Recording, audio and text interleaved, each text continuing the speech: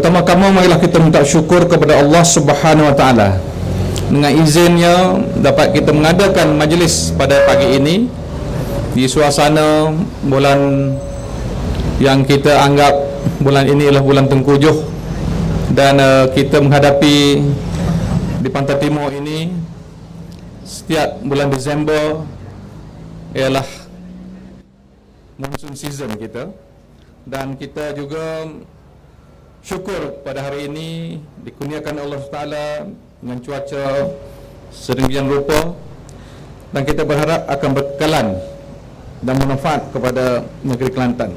Sama dapat hadir di sini dengan satu tujuan murni, iaitu untuk menyaksikan perasmian Balai Seni Lukis Kelantan yang akan disempurnakan sekejap lagi oleh Datuk Timbalan Menteri Besar.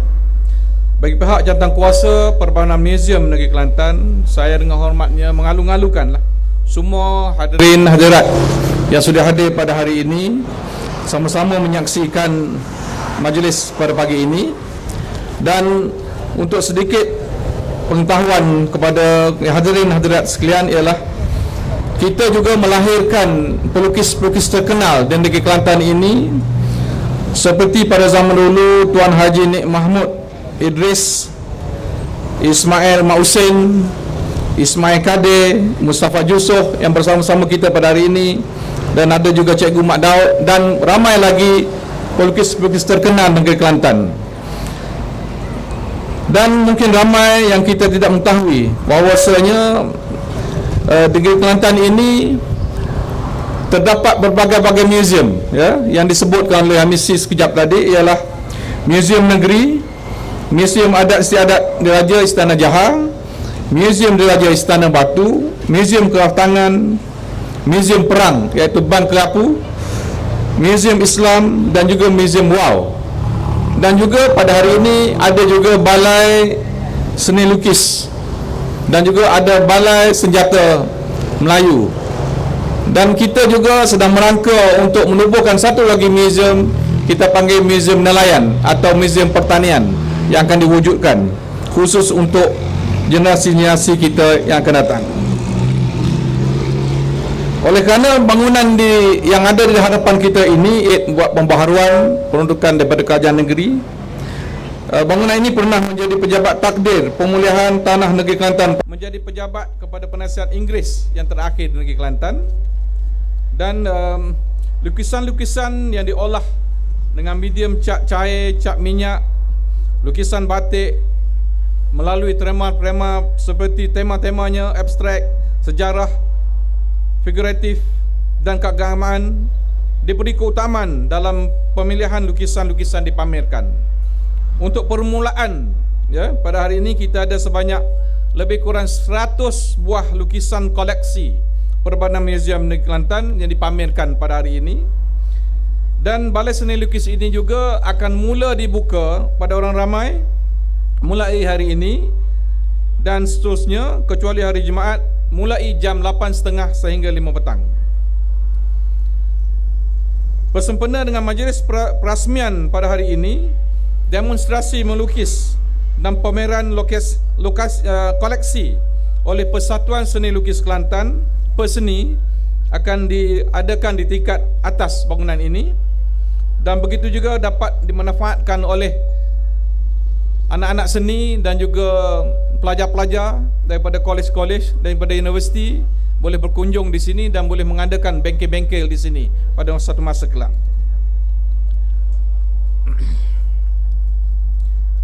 Dan kita juga akan mengaturkan beberapa program selepas ini, seperti pameran khat, sama ada Jawi, sama ada daripada kaum-kaum lain, dan juga kita akan aturkan juga daripada pelukis-pelukis daripada sekitar dalam negeri ataupun luar negara kita, supaya dapat berkunjung negeri Kelantan. Sekurang-kurangnya salah satu seni budaya negeri Kelantan ini dapat bertambah. Ya, kita kaya dengan seni warisan, termasuk di Baratnya, wayang kulitnya, wawnya, permainan silatnya, dan kertuk, gasing, rebana, dan kita ada kraft tangan yang diuruskan oleh TIC, Pusat Pelancongan kita, dan juga berbagai-bagai seni lagi yang akan ada di negeri Kelantan ini yang dapat dipertundungkan oleh pelancong-pelancong. Yang saya difahamkan hari ini juga ada pelancong-pelancong yang sudah hadir di TIC untuk mengetahui apakah perkara-perkara yang dapat dilihat di negeri Kelantan ini. Saya mengucapkan terima kasih kepada semua sekali yang sudah hadir pada hari ini, dan inilah satu-satunya balai seni lukis kita yang di Kelantan, dan kita harap mendapat kerjasama daripada semua pihak supaya menjayakan lagi pameran kita dengan mengunjung di balai seni lukis ini. Cahaya berkilau bila kelihatan, semua orang akan mengata, maju budaya negeri Kelantan, seni lukisan balai kita. Untuk itu dengan adanya balai seni lukis ini, kita lagi dapat kembangkan lagi artis-artis atau pelukis-pelukis kita yang pelapis yang ada di ini. Kita akan menganjurkan pertandingan-pertandingan seni lukis dari masa ke semasa supaya yang dapat kembangkan lagi di negeri Kelantan ini. Saya sudahi dengan wabillahi taufiq wa hidayah. Wassalamualaikum warahmatullahi wabarakatuh. Assalamualaikum warahmatullahi taala wabarakatuh. Alhamdulillahirabbil alamin, wassalatu wassalamu ala asyrafil mursalin wa ala alihi wa sahbihi ajma'in. Rabbi shrah li sadri wassir li amri wahlul 'uqdatam min lisani yafqahu qawli. Yang dihormati pengerusi majlis, yang berhormat Datuk Muhammad Anizam bin Abdul Rahman, pengerusi jawatankuasa pelancongan kesenian dan warisan, yang merangkap pengerusi lembaga pengarah muzium negeri Kelantan, yang berhormat Datuk Dr. Muhammad Fadli bin Datuk Hassan, Ahli Esko Kerajaan Negeri, yang berhormat Dr. Ramli bin Mamat, Ahli Esko Kerajaan Negeri, ketua-ketua jajahan, ketua-ketua jabatan, ahli-ahli lembaga pengarah Muzium Negeri Kelantan, dev-dev jemputan, tuan-tuan dan puan-puan, para hadirin dan hadirat yang dikasihi sekalian.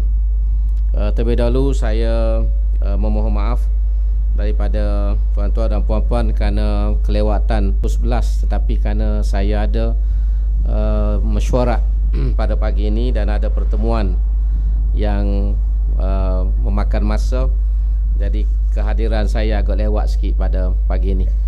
Oleh mana pun saya mengucapkan terima kasih kepada pihak muzium dan juga pihak Balai Seni Lukis yang telah sudi menjemput saya untuk hadir bagi menyempurnakan perasmian Balai Seni Lukis Negeri Kelantan yang telah dirancang semenjak daripada mantan pengerusi ataupun pengarah muzium yang lepas lagi.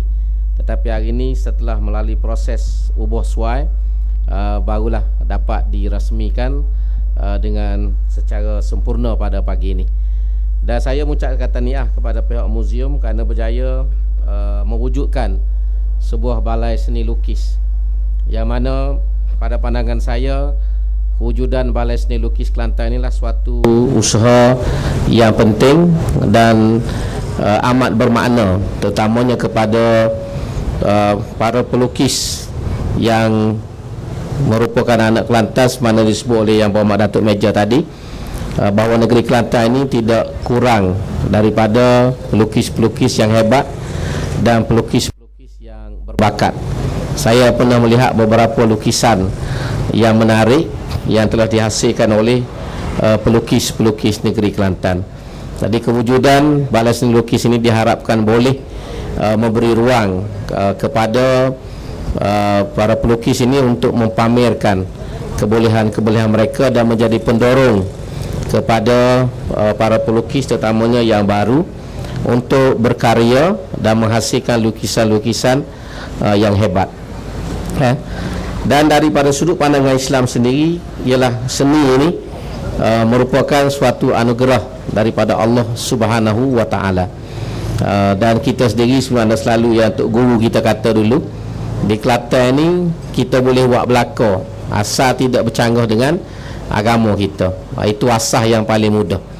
Dan seni lukis ni merupakan usaha ataupun aktiviti manusia melahirkan perasaan dan juga pemikiran mereka dalam bentuk gambar. dan juga dalam bentuk orang kata korang-korang. Dalam bentuk korang-korang. Kita ada perasaan, kita ada pemikiran. Ada orang melahirkan fikiran dan perasaannya melalui tulisan. Ada orang melahirkan perasaan dan fikirannya melalui seni suara. Ada orang melahirkan perasaan dan fikirannya melalui lakonan. Dan ada orang yang melahirkan fikiran dan perasaannya melalui lukisan. Jadi ini salah satu kaedah di mana manusia melahirkan fikiran dan perasaan dia dalam bentuk lukisan, yang mana lukisan ini kata orang boleh menggambarkan 1000 makna yang ada. Dan memang kadang-kadang lukisan ini sendiri boleh menjadi suatu bahan renungan dan bahan untuk kita menta'akul. Allah Subhanahu Wa Taala sendiri pun, kalau kita tengok di dalam Al-Quran, salah satu sifat Tuhan ni Al-Musawwir. Al-Musawwir ini ialah Tuhan yang nak terjemah orang Melayu ni, yang mencorakkan, yang melukis. Maknanya kalau kita kata guna bahasa mudah, Musawwir adalah Tuhan yang melukis. Dia ialah yang melukis alam ini dengan macam-macam perkara, dengan macam-macam gambaran, sehingga mencetuskan idea dan dorongan kepada kita manusia. Dan salah satu lagi nama Tuhan dan sifat Tuhan adalah Badi'us samawati wal ard. Tuhan yang mencorakkan. Badi' ni kalau kita terjemah bahasa Inggeris mungkin designer. Tuhan yang mendesain langit dan bumi ini, dengan gunung ganang, dengan bukit bukau, dengan tumbuhan, dengan lautan, dengan dataran, macam-macam. Dan ini merupakan suatu lukisan yang hebat, yang terbentang di hadapan kita. Jadi maknanya di segi ni, dengan agama ni tidak bercanggah. Cuma apa yang penting ialah dalam Islam ni ada batas, ada pantang larang yang perlu kita semua jaga. Ada perasaan kita yang tidak boleh kita lahirkan. Ada buah fikiran yang tidak boleh ditonjolkan. Dan ada perasaan yang boleh dilahirkan hanya pada tempat yang tertentu, dalam keadaan yang tertentu. Bukan makna bila kita berkarya, kita berseni, kita bebas lepas. Sebab tu dalam pandangan Islam, yang saya rasa yang perlu saya sebut, seni mestilah diikat dengan agama. Seni lakon, seni suara, seni lukisan, seni gapo pun mestilah diikat dengan agama. Kita tidak boleh mengambil pendekatan di barat. Kerana seni, kita boleh buat apa saja. Seni untuk seni, sehingga kita boleh melakonkan perkara-perkara yang tidak sepatutnya kita lakonkan. Kita melukis perkara yang tidak sepatut kita lukiskan. Kita mengucapkan benda yang tidak sepatutnya kita ucapkan. Jadi inilah asas yang penting yang saya rasa perlu diberikan perhatian. Kalau kita boleh mengawal benda ni, seni ini boleh menjadi ibadat, menjadi ibadat kita kepada Allah Subhanahu Wa Taala. Kerana seni ini sebahagian daripada keperluan hidup manusia. Imam Ghazali rahimahullah pernah menyebut dalam tulisan dia, dia kata kalau manusia ni tidak tersentuh hatinya mendengar kicauan burung, tidak tersentuh hatinya mendengar desiran angin, tidak tersentuh hatinya mendengar deruan air sungai, air yang mengalir, maka orang ni hatinya mati, kata Imam Ghazali. Jadi manusia yang hidup hati dia boleh tersentuh kicauan burung, desiran angin, deruan air, suara-suara, gambaran-gambaran, kerana menandakan hatinya hidup, hatinya hidup. Dan kadang-kadang lukisan itu sendiri boleh mendekatkan kita, sebagaimana alam ini boleh mendekatkan kita kepada pencipta, kepada alam. Ciptaan-ciptaan yang indah Tuhan buat, manusia comel, Tuhan buat alam ini yang menarik, fenomena yang mengkagumkan kita. Kalau kita melihat dengan mata akidah, mata iman, kita akan sampai kepada pencipta dia. Sebab tu dalam Quran, dalam surah Yunus itu, Tuhan mengatakan qul zuru madza fis samawati wal ard. Katakanlah wahai Muhammad, renungilah apa yang ada di langit dan juga apa yang ada di bumi. Tuhan suruh kita melalui lidah Nabi Muhammad, unzuru.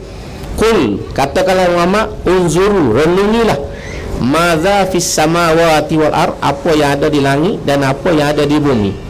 Kerana ciptaan Allah SWT di bumi ini dalam bahasa orang putih kita panggil sains, dalam bahasa Arab dipanggil ayat.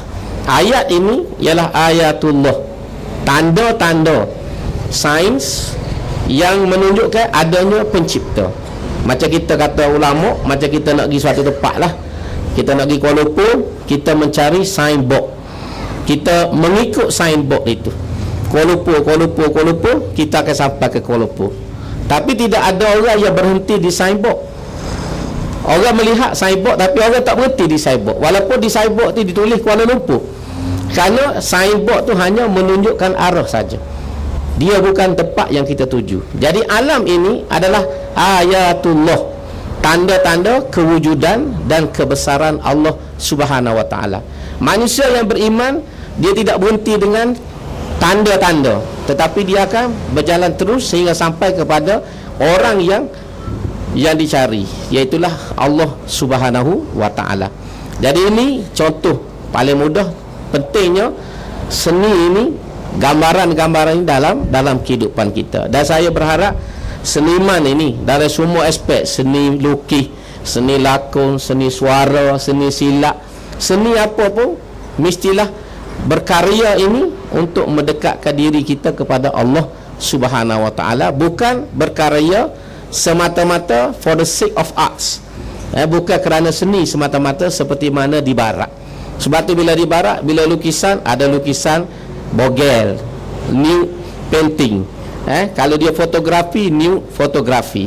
Kalau lakonan yang tidak ada batas dan sepadan. Jadi semua ni tentulah kita dalam konteks kita sebagai orang Islam dan orang Timur, kita kena jaga. Kita kena jaga supaya kita tidak melangkaui ataupun melanggari batas dan sempadan yang telah digariskan oleh agama. Barulah seluruh hidup kita ni akan menjadi ibadat kepada Allah Subhanahu wa taala. Dan inilah yang hasrat kerajaan bila Tok Guru waktu dia jadi menteri besar meletakkan dasar membangun bersama Islam inilah untuk membantu kita menunjukkan arah kepada kita dalam kehidupan. Lebih lagi kita di Kelantan. Kita di Kelantan ni dianggap sebagai sanggar budaya, cradle of arts ataupun cradle of culture. Sanggar budaya Kelantan ni tempat di mana lahirnya budaya. Kalau Malaysia ni truly Asia, Kelantan ni truly Malaysia. Kan ada kempen kan, Malaysia truly Asia. Jadi Kelantan truly Malaysia. Jadi seluruh nilai Melayu ni kalau kita buat rumusan ada di Kelantan. Di segi seni pakaian dia, seni lakon, seni budaya, seni berapa duduk di Kelantan. Jadi kalau kita boleh jaga perkara seperti ini dan kita kekalkan serta kita kembangkan supaya boleh menjadi warisan yang kukuh. Jadi kalau orang nak tengok Islam, bukan hanya tengok di segi bentuk-bentuk yang orang kata ritual, tetapi dalam kehidupan, dalam cara hidup kita. Dan kita orang Melayu Kelantan ni pada pandangan saya semenjak dulu lagi telah berjaya menterjemahkan idealisme Islam ni dalam kehidupan harian mereka secara realistik dan praktikal. Sebab tu kita tengok orang Kelantan ni pakaian tradisi kita baju kurung. Baju kurung ialah terjemahan kepada kehendak menutupi aurat seperti mana yang ditutup oleh agama. Jadi orang kita cipta baju kurung supaya boleh bergaya, berfashion, tetapi pada masa yang sama memenuhi tuntutan agama, iaitulah menutupi aurat. Baju kebaya dipakai juga tapi untuk suami dalam majlis yang tertutup. Baju kurung ni untuk majlis yang biasa. Dan ada baju kurung kedah sebab lebih praktikal untuk pakai di rumah, duduk dapur dengan tangannya yang sekerak untuk aktif. Jadi bagaimana orang Melayu menterjemahkan kehendak agama dalam pakaian mereka, lahirlah apa yang kita panggil baju kurung. Begitu juga bila orang Melayu buat rumah Kelantan ni, saya selalu ulang balik hari ni, rumah tradisi Kelantan ni perkara yang paling menonjol. Kalau dulu, hari ni tak lah, mungkin kerana faktor tanah dan sebagainya. Kalau dulu, kalau tua-tua ingat, orang yang lebih tua pada saya tentu ingat, kalau kita pergi rumah orang Melayu zaman dulu, terutama di kampung, bila kita naik atas rumah, Kalau kita tanya dia nak sembahyang mana, dia kata ikut rumah. Tu jawab biasa. Kalau nak sembahyang turut rumah. Kenapa? Kerana rumah tu dibina menghadap ke kiblat. Semua rumah Melayu Kelantan tradisional dibina menghala ke arah kiblat untuk memudahkan tuan rumah, keluarga dia beribadat kepada Allah SWT. Sebab tu bila kita nak sembahyang, dia tanya turut rumah. Turut rumah tu nampak itulah kiblatnya. Mana siapa mereka tu dia menterjemahkan kehendak agama ni. Dan begitu juga rumah Melayu dulu. Kalau kita naik, mula-mula kita naik, kita akan tengok dinding. Dinding lah pandangan pertama kita. Sebab dinding itu memisahkan antara orang asing dengan keluarga tuan rumah. Di belakang dinding itu ada anak dia, ada isteri dia yang mungkin berkembang, yang mungkin pakai ketuala saja, yang mungkin pakai lebih kurang kerana duduk di dapur. Tetapi aurat yang tidak ditutup itu dibatasi dengan dinding. Sebab tu bila kita naik rumah, kita akan berdepan dengan dinding. Lepas tu rumah Melayu zaman dulu biasanya ada dua pintu. Pintu depan, pintu belakang. Kecil macam mana rumah pun, orang Melayu akan buat dua pintu. Satu pintu depan, satu pintu dapur. Tujuannya supaya memisahkan antara orang luar dengan keluarga dan memudahkan orang dapur, anak isteri bergerak walaupun ada tetamu di hadapan. Kalau tak ada gula, tak ada beras pun dia terus senyap-senyap pergi beli, pergi pinjam ke, pergi ambil mana-mana pun tetamu tak tahu. Kabar-kabar akak air siap, kabar-kabar akak nasi. Nak royak bagaimana hebatnya ketinggian falsafah Melayu menterjemahkan kehendak agama dalam seni bina dia sendiri. Begitu juga lahir falsafah kata-kata rezeki secupak tidak jadi segantang. Ini diterjemahkan daripada konsep takdir. Dalam takdir dalam Islam ni semua benda ditentukan oleh Allah. Ajar mau rezeki kita Tuhan tentu belaka. Mengoraklah lagu mana pun, gendo motor siapa atas taki pun nikah dengan orang lain. Pasal tak ada jodoh orang kata. Jadi orang Melayu kata rezeki secupak tidak akan jadi segantang kerana itulah falsafah takdir dalam Islam. Ulat dalam batu boleh makan. Menunjukkan rezeki ni sudah ditentukan oleh Tuhan. Kita ikhtiar macam mana, kalau Tuhan kata itulah yang kamu dapat bajet tu. Tapi kita orang Melayu hari ni salah faham bila kata ulat dalam batu pun boleh makan, dia tunggu kedai kopi sampai pukul 12 tak buat kerja. Tu dia terbalik memahami. Orang dulu nak menterjemahkan konsep takdir, falsafah takdir dalam Islam. Ulat dalam batu maknanya ulat itu bati pah pun tak sokong, bati amnu pun dia tak sokong, boleh hidup boleh-boleh ada. Boleh hidup boleh-boleh ada. Tingginya falsafah takdir yang difahami oleh bangsa Melayu. Tetapi kita hari ini tidak memahami hakikat itu kerana boleh jadi kerana dangkal fahaman kita terhadap agama kita sendiri. Maka sebab itulah saya harap melalui program-program seperti ini, seni lukis, kita melukis kita kena ubah bukan for the sake of arts. Orang putih biasa art for arts, seni untuk seni. Jadi kita orang Islam seni untuk agama, untuk Allah Subhanahu wa taala. Kita mengambil contoh sifat al-musawwir, badi'us samawati wal yang ada pada Tuhan, kita terjemahkan dalam hidup kita. Sebab Nabi pada sebut dalam satu hadis qudsi, takhallaqu bi akhlaqillah. Hendaklah kamu mengambil pekerti sebagaimana perangai Tuhan. Maka kita mencontohi sifat-sifat Tuhan. Kalau Tuhan tu pengasih, kita pun kena pengasih juga. Kalau Tuhan ni penyayang, kita pun kena ada sifat penyayang. Kalau Tuhan ni lemah lembut, kita pun kena ada sifat lemah lembut. Itulah maksud takhallaqu bi akhlaqillah. Hendaklah kamu mengambil pekerti daripada pekerti ataupun sifat Allah Subhanahu wa taala. Jadi ini antara benda-benda yang saya rasa boleh kita kembangkan, dan saya harap balai seni lukis yang ada ni boleh menjadi satu permulaan yang baik kepada membentuk satu world view yang Islamik dalam bidang seni, terutamanya seni lukis di negeri Kelantan ini. Dan saya mencita-citakan suatu masa nanti kita akan dapat bangunan yang lebih molek daripada apa ada hari ini. Saya baru balik daripada Sarawak 2-3 minggu lepas. Saya deki tengok galeri seni lukis di Sarawak yang memang hebat. Serupa banglo sebutir, duduk tengah-tengah padang, kawasannya luas, baru siap saja. Tapi saya tak ada masuk. Hari itu saya tengok daripada luar galeri seni lukis Sarawak.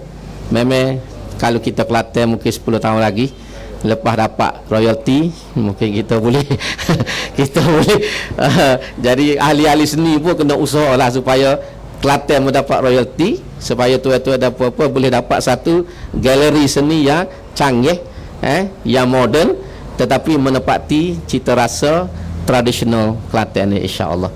Jadi saya ucap terima kasih pada semua pihak yang terlibat, terutamanya kepada mantan pengarah muzium yang memulakan inisiatif untuk mewujudkan Balai Seni Lukis Kelantan ini, dan mudah-mudahan insya-Allah Balai Seni Lukis ini boleh berkembang maju menjadi tempat untuk memupuk budaya seni, terutamanya dalam bidang lukisan ini, supaya kita suatu masa nanti boleh melahirkan pelukis-pelukis yang hebat, macam yang ada di barat.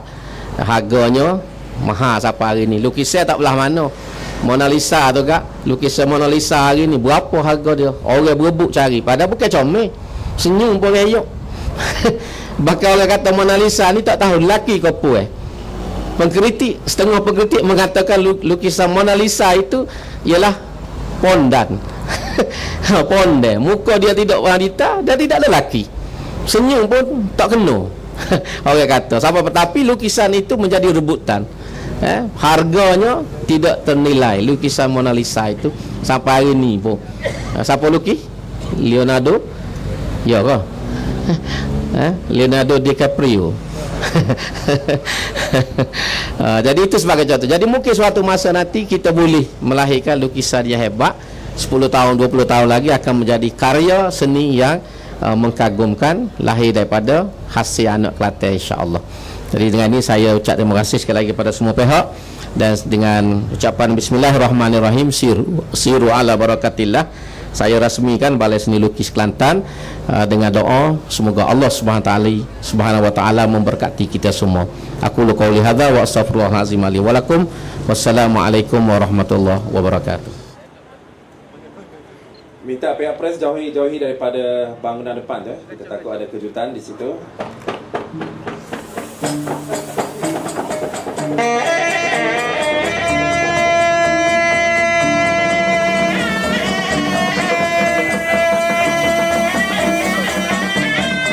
Okey, itu dia Balai Seni Lukis Kelantan. Selamat dirasmikan.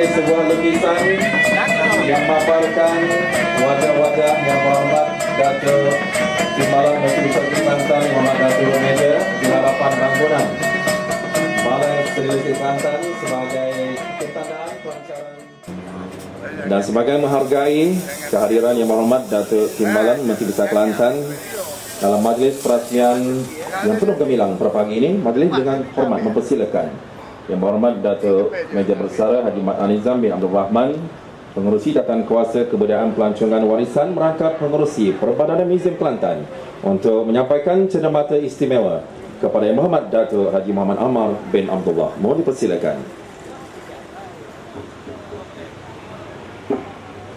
Sebuah lukisan khas sebagai cenderamata kenang-kenangan kepada Yang Berhormat Datuk Haji Muhammad Ammar Abdullah Timbalan Menteri Besar Kerajaan Negeri Kelantan.